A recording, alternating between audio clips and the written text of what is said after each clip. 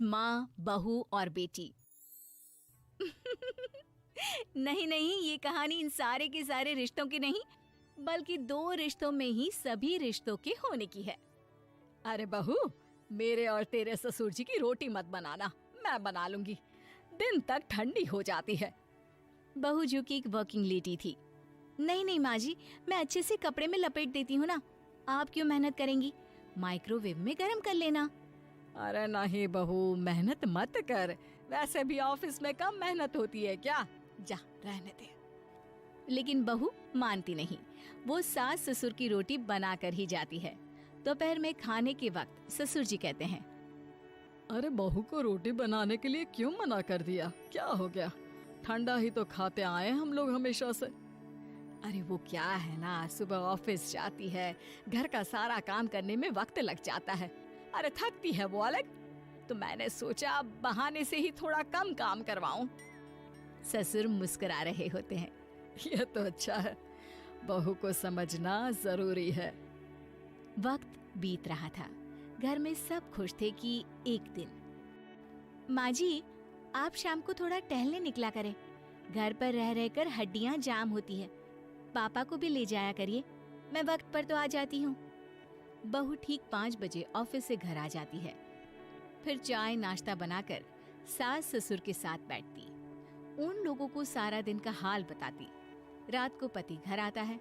क्या बात है बेटा, ऑफिस से आकर कभी हम लोगों के साथ भी बैठा कर। अरे माँ, दिन रात काम करके मन ही नहीं करता, अगले दिन की फिर तैयारी होती है, आप और पापा ही कमरे में आ जाओ। इससे अच्छी तो बहू है, कितना भी थकी रहे, घर आकर हम लोगों के लिए चाय नाश्ता बनाना, फिर बातें करना। बहू ना होती तो हम बुढ़ा बुढ़िया तो बैठे ही रह जाते। सास और ससुर अब बहू के कहने पर शाम की सैर पर निकलने लगते हैं। सास की कई सहेलियां बनती है तो ससुर को भी कुछ बुजुर्ग लोगों का ग्रुप मिल जाता है। कैसा रहा सहेलियों के साथ शाम का वक्त? हम लोगों ने तो भाई खूब योगा किया। अरे हम लोगों को गप्पों से फुर्सत ही नहीं होती।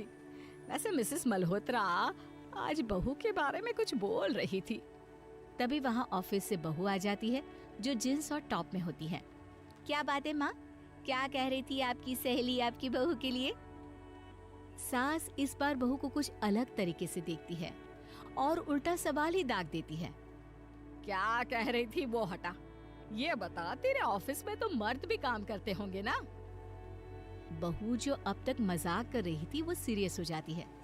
मर्द होंगे नहीं माँ जी, मर्द ही ज्यादा है, हम 5 ही लड़कियां हैं ऑफिस में। अरे तो अच्छा लगता है क्या ऐसे कपड़े पहनती हो? कल से तुम ना साड़ी पहनकर ऑफिस जाना, और हाँ, शाम का नाश्ता थोड़ा जल्दी बनाया करो, नाश्ता बनाकर बाद में ही ऑफिस के कपड़े चेंज करने जाना। बहू को समझ में नहीं आता कि सास को हो क्या क्या है, लेकिन वो कुछ नहीं कहती, सीधे किचन में जाकर चाय नाश्ता बनाती है और सास ससुर को दे देती है। अगले रोज बहू ऑफिस के लिए तैयार होती है तो खूब सुंदर सी साड़ी पहनती है और ऑफिस के लिए निकलने से पहले सास और ससुर के पैर छूती है और निकल जाती है। क्या बात है, आज मेधा के ऑफिस में लग रहा है कोई फंक्शन है। अच्छा, पता नहीं, मुझे तो बताया नहीं, वैसे तो सारी बात करती रहती है। अरे देखा नहीं कैसे साड़ी पहनकर जा रही थी? अरे वो तो मैंने ही बोला है उसे। अरे अच्छा लगता है क्या रोज रोज ऐसे सूट या जींस में जाना? बहू हो, बहू बनकर रहो, और आप भी ना मेधा मेधा मत किया करिए, बहू बोला करिए, सर पर चढ़ जाएगी तो दिक्कत हो जाएगी। सास अब बहू को बहू जैसा रखने लगती है, हर बात पर रोका टोकी, हर बात पर ताने। क्या बात है, आजकल लेट आ रही हो ऑफिस से? अरे चाय के लिए भी देर हो जाती है, हम लोग फिर पार्क में भी देर से पहुंचते हैं। सभी की बहुएं वक्त से चाय नाश्ता करा देती है अपने सास ससुर को, बस एक तू ही है जो उस वक्त ऑफिस से निकलती है। माँ जी, वो एक रास्ता पुलिस वालों ने न जाने क्यों बंद कर रखा है, जिसके कारण ट्रैफिक ज्यादा हो जाता है। मैं कोशिश करूंगी कल वक्त से पहले ही निकल जाऊं। ससुर देख रहे होते हैं कि बहू अब परेशान सी रहने लगी है। एक रोज, मेधा, बेटी मेधा। जी पिताजी। बेटा देख जरा कौन सी टी शर्ट अच्छी लग रही है। वो क्या है ना, शाम को सब बदल बदल कर टी शर्ट पहनते हैं, मैं भी सोच रहा हूँ कि आज कुछ अच्छा सा पहन कर जाऊं। हाँ पिताजी, ये सही है। ये लाल वाली ना बहुत जचेगी आप पर। मेरे पापा पर भी डार्क रंग बहुत जचता है। क्या चल रहा है? अरे ससुर के सामने घूंघट तो छोड़ो, ऊपर से रंग बताया जा रहा है टी शर्ट का। अरे बहू, कोई संस्कार दिए नहीं है क्या तेरी माँ ने? बहू इस बार बहुत निराश हो जाती है।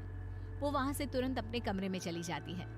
अब बहू घर का सारा काम करती, ऑफिस जाती, लेकिन साड़ी और सर पर पल्ला लेकर। एक बार पड़ोसन उनके घर आती है।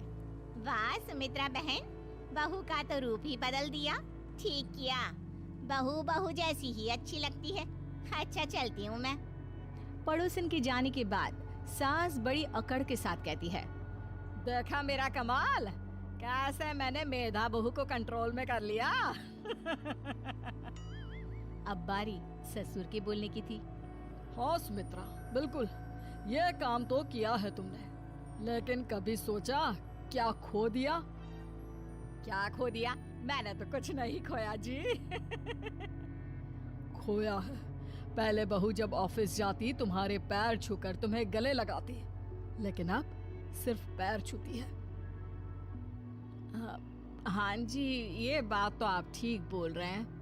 पहले घंटों हम लोगों से बात करती, कमरे में ना जाती, ऑफिस से आते ही खुद की चाय, खाना, नाश्ता सब हम लोगों के साथ करती, सारी बात बताती। लेकिन क्या तुम्हें पता है, बहू की तबीयत खराब चल रही है, वो माँ बनने वाली है। ये बात मुझे बेटे ने बताई कि तुम्हें बता दूं। अब सास की आंख में आंसू थे। वो समझ गई थी कि लोगों के कहने में आकर उसने क्या खो दिया। शाम को बहू घर आती है तो माँ किचन में पकोड़े तल रही होती है। अरे माँ जी, आप रहने दीजिए ना, मैं आ तो रही थी।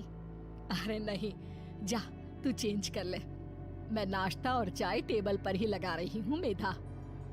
सास के मुंह से अपना नाम सुनकर बहू को बहुत अच्छा लगता है। माँ जी, कोई गलती हो गई है क्या? मेरे होते हुए आप काम करे, ये ठीक नहीं है। संस्कारी और समझदार बहू सास को माँ समझती है, लेकिन सास की बेवकूफी उसे सास ही बनाकर रखती है। बहू, मुझे भी थोड़े संस्कार और समझदार बनने का मौका दे, जिससे मैं भी बहू नहीं बेटी को देखूं तुझ में। और हाँ, मेरा होने वाला पोता क्या कहेगा कि दादी ने तो मेरी माँ को बहुत परेशान किया। बहू सास को गले लगा लेती है। नहीं माँ जी, वो कहेगा कि माँ को तो दादी ने बेटी बनाकर रखा है,